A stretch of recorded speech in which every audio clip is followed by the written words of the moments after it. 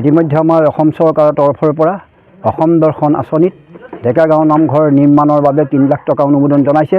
তাৰে প্ৰথম কিস্তি আমাৰ 1.5 লাখ টকা ইতিমধ্যে চেক আমাৰ হাতত অৰ্পণ কৰিছে।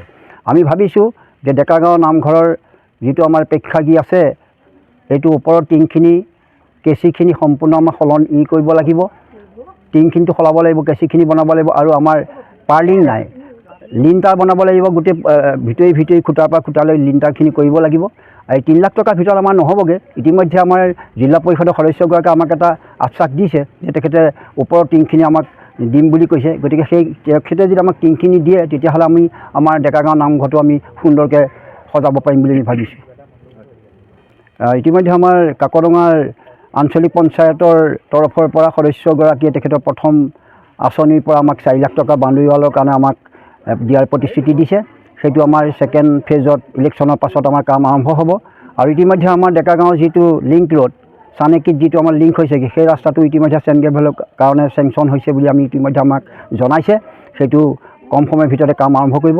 গতিকে আমি ডেকাগাঁৱৰ তৰফৰ পৰা তেখেতসকললৈ আমি ধন্যবাদ আৰু কৃতজ্ঞতা আমি জ্ঞাপন কৰিছোঁ। আজি আমি গাঁৱৰ কাৰণে ভাল খবৰ এটা বুলিয়ে ভাবিছোঁ। বহুদিনৰ মূৰত আজি কমেও অন্ততঃ এই কোনো চৰকাৰ দিনতে আমি তেনেকুৱা ধৰণৰ সুবিধা পোৱা নাই। এতিয়া বৰ্তমান যি চৰকাৰ আছে সেই চৰকাৰৰ বা এই 4টা আঁচনি একেলগে হোৱাৰ কাৰণে আমি হিমন্ত বিশ্ব শৰ্মা চৰকাৰক আমাৰ ফালৰ পৰা আমি ধন্যবাদ কৃতজ্ঞতা জ্ঞাপন কৰিছোঁ।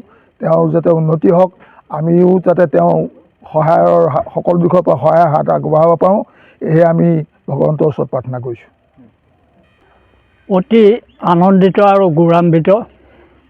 আৰু যি পৰিচালনা সমিতি কাৰ্যকৰ্তাই আৰু ৰাইজৰ মাজত মুৰব্বীসকলৰ অপ্ৰাণ চেষ্টাৰ ফলত যি 4টা শুভ সংবাদ পালোঁ, সেই শুভ সংবাদৰ প্ৰতি অসম চৰকাৰখনক কৃতজ্ঞতা আৰু ধন্যবাদ জ্ঞাপন কৰিছোঁ। আৰু ভৱিষ্যতেও এই চৰকাৰখনৰ উত্তৰোত্তৰ উন্নতিৰ কামনা কৰা হ'ল আমাৰ ৰাইজৰ তৰফৰ পৰা।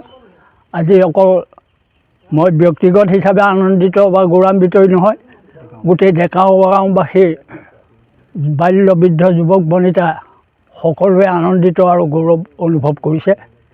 আৰু বিশেষ কি জনাম, ভৱিষ্যতেও তেনেকুৱা শুভকামনা